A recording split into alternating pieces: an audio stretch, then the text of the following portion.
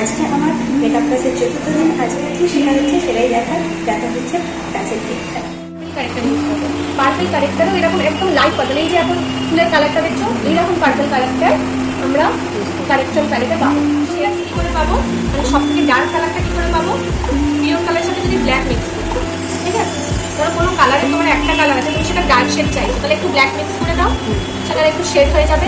তুমি সেটার সাথে একটু হোয়াইট মিক্স করে দাও, তাহলে তুমি তোমার হালকা শেড পেয়ে যাবে।